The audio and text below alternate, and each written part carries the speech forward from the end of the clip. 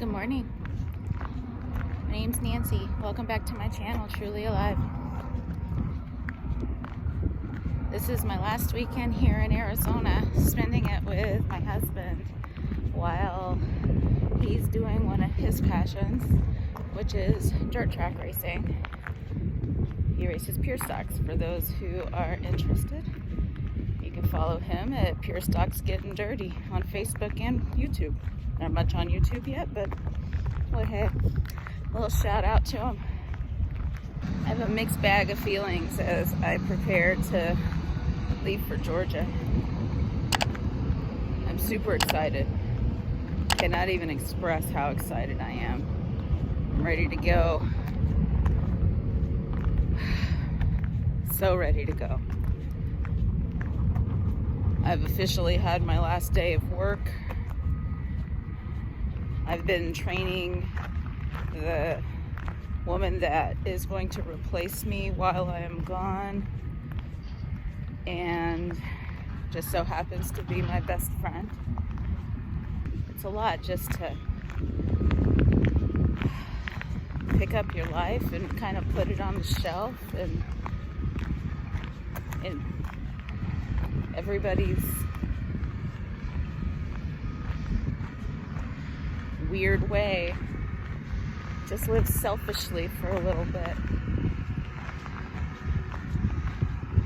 But I think that's where society messes up. Self-love and taking care of self, that's not a selfish act.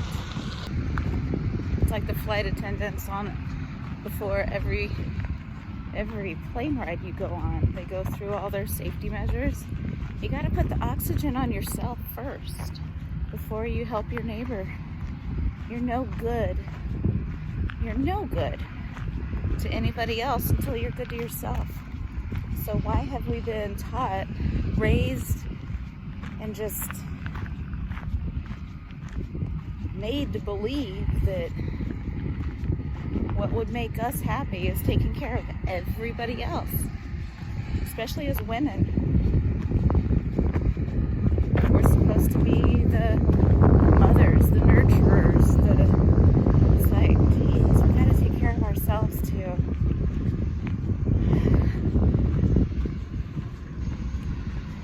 I'm 47. I don't think it's too bad that I'm figuring this out now. Hopefully I still have a very, very long life ahead of me, and many years to enjoy my new life of being selfish.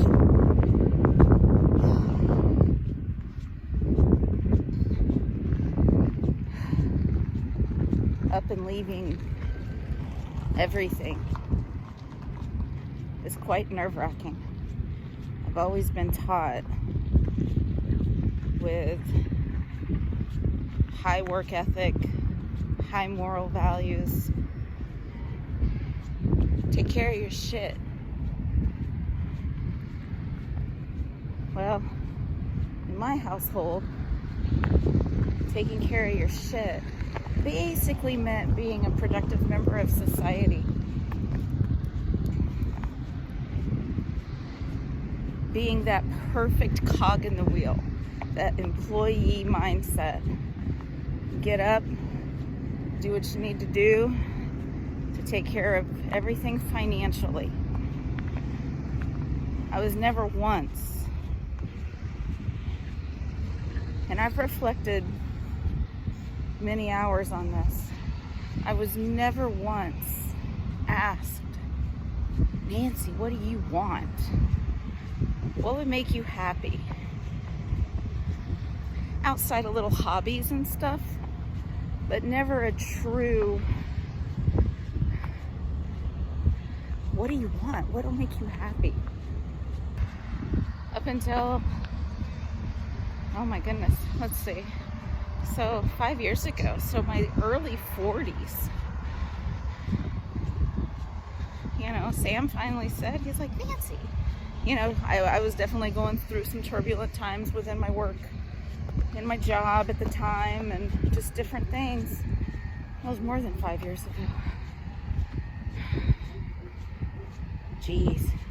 So in 2015, time does fly as you get older. Like 2015, you know, he verbally just kind of shook me and said, hey, what do you want to do? And my answer had always been, I don't know what I want to be when I grow up. It's like, well, I'm grown up now. I should know. I should know what makes me happy. I should know this stuff. But I had no clue. No clue. I knew I wanted to be happy, but I had no idea what my happiness was. Well, at that point in time, I had to start thinking about it. Nobody had ever asked me that before, so it really bothered me that I didn't have an answer. Should have had an answer. Well, he's a big advocate of, you don't have to have the perfect solution right out of the gate. Just do something. Make mistakes, but do something. So that's what I did. I took a stab at it and went to night school and became an esthetician, which I thoroughly love. I actually own my own spa here that once I get off trail, I'm going to revitalize and try to get going again. But at the time I had no clue. So I'm doing a lot of rambling. Just going through a lot of thoughts, shaking things out of my head. This is mostly for me. I probably am not going to post any of this. But if I do, I hope it will benefit somebody else that may be struggling with some internal questions that they don't have answers to, need answers to, have never been asked. How do you get into your late 30s and you still don't know what makes you happy? Well, whatever the how is, I know that that's what I was dealing with. One thing led to another.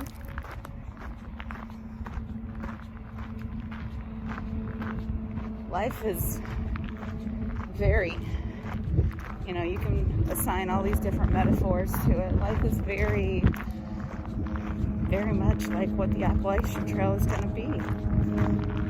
There's going to be ups, there's going to be downs, there's going to be highs, there's going to be lows.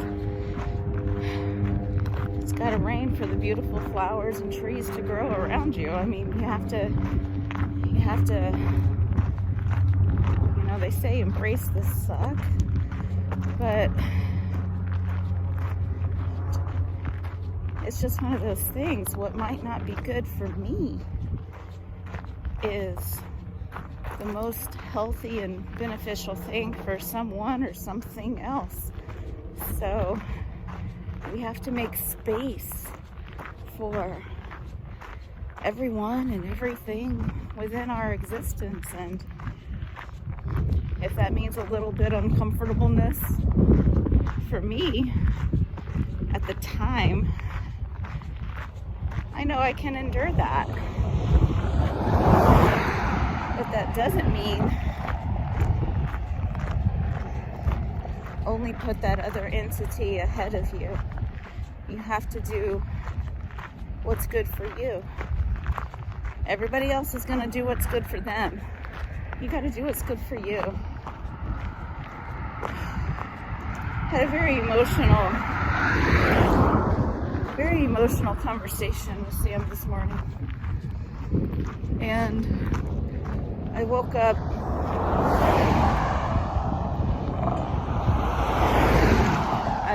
feeling incredibly torn with some relationships. And he very eloquently reminded me that Yes, I am loved by people. But, dirt in the face. But when it comes right down to it, my happiness depends on me. Everybody else, their happiness depends on them. So do they really give a shit about what I do on a day-to-day? Do they really care? It's like, well, on one hand, yeah. But it's that superficial yeah.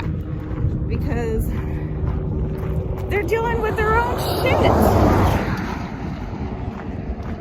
They've got their own pile that they're dealing with, and you can't deal with somebody else's shit when your cup is empty. So a little bit about me. I really haven't got into much of this. I mentioned that I am an esthetician.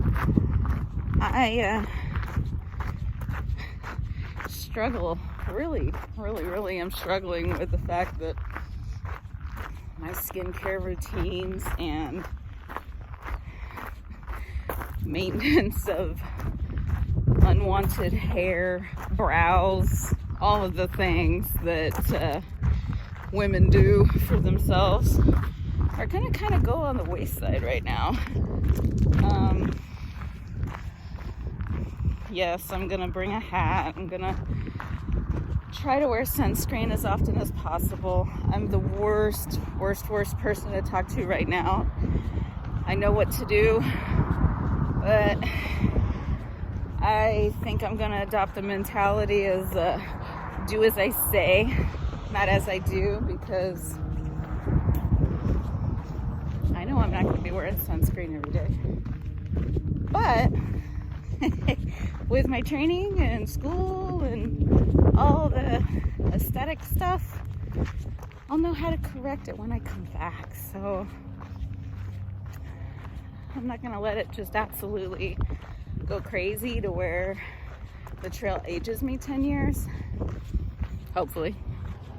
But I'm not gonna try to maintain while I'm out there either. So there's that. So all of my fellow SD friends and any teachers or colleagues that are watching this, please don't judge me for it, because I don't care.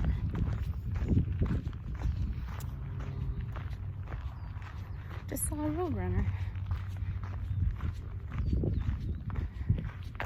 And contrary to popular belief, the Arizona roadrunners look nothing like the roadrunner on the cartoons with the coyote. Nothing. First time I saw a roadrunner, I was quite disappointed. Did I mention that I used to be really naive?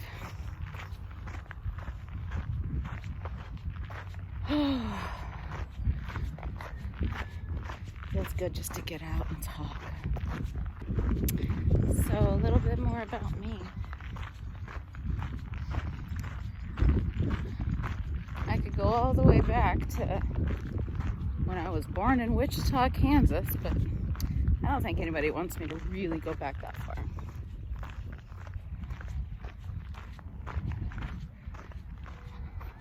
Little fun fact. Okay. I was totally the band nerd and all of that all through junior high and high school. And I embrace it even to this day. So while, especially drinking while I'm walking, I revert back to Mr. Malden and I hold my marble so I don't break my teeth while I am consuming a beverage with my glass. And those of you that know about holding your marble know exactly what I'm talking about. Those that don't, well, I'd say leave it to your imagination. I don't know if it's a technique that you can actually put into the Googles and have it yield the correct answer. I've never Googled holding your marble. But if you're truly curious, let's see the guesses in the comments below. Let's see however many, or let's see how many people either know, just because you've been around other marching band enthusiasts, or if you were in the marching band as well and you utilize this technique today in your life as well. If you don't and haven't thought about it in years and years, try it. It works for that too, not just to maintain your teeth while you're playing your instrument, which, by the way, I played the trumpet.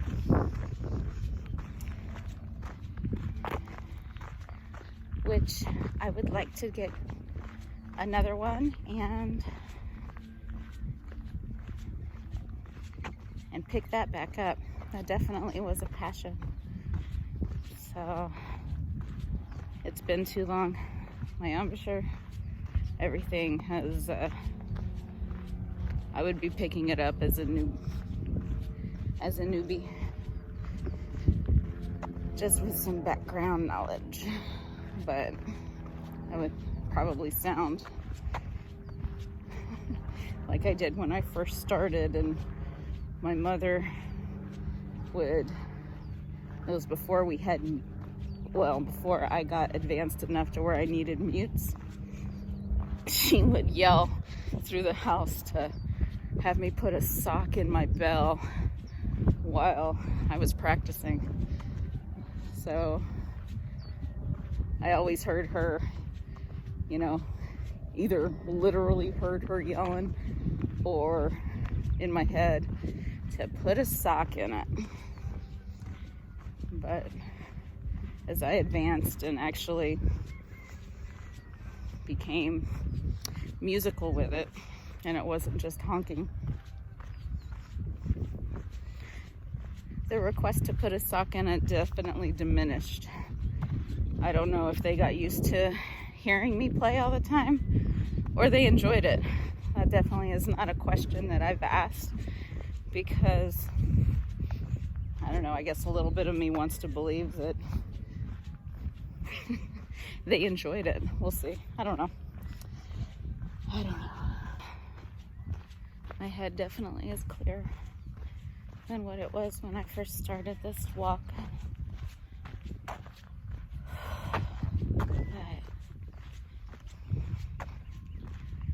I don't know how much of this is going to actually get uploaded,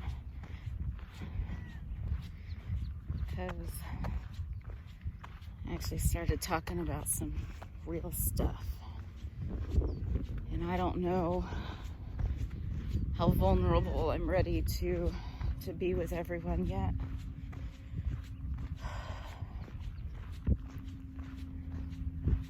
I don't know. But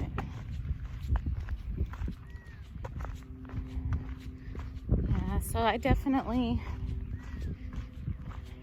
anticipate some vulnerable chats as I'm hiking. So that is one of the main reasons for doing this.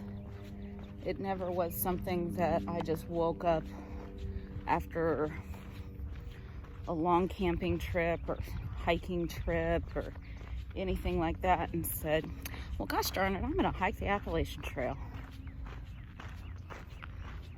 No. The Appalachian Trail I know this doesn't sound right, but this is the truth. The Appalachian Trail just kind of beckoned me and said, you need to do this. You need to do this. You need the solitude. You need to forget about your life, everybody in it, and you need to focus on you. You need to know that physically you're not an invalid. You need to know that mentally you're very strong. You can take care of yourself. And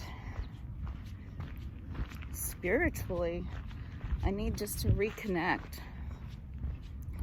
to nature, reconnect to me. I've done a lot of reconnecting and personal growth over the past few years. A lot of tears. I've been able to remember past childhood traumas that have generated more tears than I can even express. We're in a drought here in Arizona. I probably could have ended that drought just with my own tears. But I didn't save them. So Arizona has to figure out another way to get water. But this trail, this time alone, will allow me to continue this healing journey and processes without the daily distractions of work, relationships. It's gonna push me in every way imaginable. And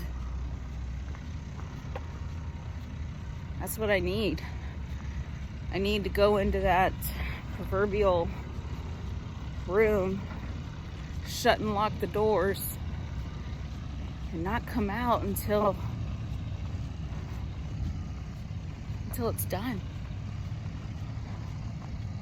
And although I know that I'm starting in the bubble and that there's going to be people all around me, and I'm sure I will develop and create some long-lasting relationships with individuals that I meet out there, that's not the goal. The goal is to be alone. The goal is to be by myself. This is my first through hike, so I know that I could have received and got more of the solo experience had I gone southbound. But because of this is the first time I've done it, so I wanted to be around people in case I got in trouble and I needed additional support that was outside of me. So I chose to go Nobo, and start when I'm starting, which is pretty much right at the bubble. But or before the bubble, I don't know. Starting in like 3 days. If you're still here and watching after all of my rambling and, you know, deep thoughts with Nancy. There was a Deep Thoughts on SNL years and years ago. I can't remember what that was at this point. I know that's a quick little internet search, but it's what made me think everything with me is either a song or a movie reference. Well, I guess in this case, a TV reference, but you'll hear me do that kind of thing often. That's just where my brain goes. I'm not sure why, but there it is. If anybody is curious, I definitely found some healing through a few people that I found online that do different YouTube videos and such that have fancy letters after their names and all of that, but definitely more invoke you to think for yourself and journal and really get in touch with yourself. If anybody is curious, just ask me in the comments below. I'll be more than happy to share what has worked for me. And what has worked for me doesn't necessarily mean it worked for anybody else. Everybody's different. Like the people that work for me aren't the same people that like Sam likes to listen to. And what I always say is that's why they make Pepsi and Coke. Give a variety. What one person likes isn't necessarily the next person's cup of tea, but there is no wrong. It's just people are different. Anyways, that breeze actually feels really good. I took off a layer before I started walking. Very thankful I did, because it's warming up. It's supposed to be 78 degrees today. That's crazy. I think my first night on trail, it's still going to be in the 20s at night. It's a little bit of a temperature fluctuation. I'm prepared for it. Oh, did I mention I can't wait? Oh my gosh. So ready. All right. Well, enough of me blabbing. Next video you see of me will probably be, I don't know, maybe I'll do get ready with me as I prepare for the airport. I'll do some airport clips and staying with, of course, can't think of the name right now, but I'm gonna stay in my first hostel when I get to Atlanta and show you guys all of that. And getting my tag and, you know, all the little ceremonious little things that go with starting. But I'll do all that. We'll get that out there. If not for you, but for me, so I can look back and remember it all. Not necessarily from memory, but from the videos. Alright. Well, I'm back at pretty much our pits. So this is what pits look like at the racetrack. It's the racetrack itself. And we're right here on the corner. So let's see. I have to look over my glasses so I can see. So that's our trailer right there, the little sandpiper. I say little, it's a beast. It's like 53 feet. It's dang near a rig. But it's like taking our mobile home with us wherever we go. It's been wonderful. Anyways, I'm gonna go ahead and end this. I'll talk to you guys later. Thanks for watching. Bye-bye.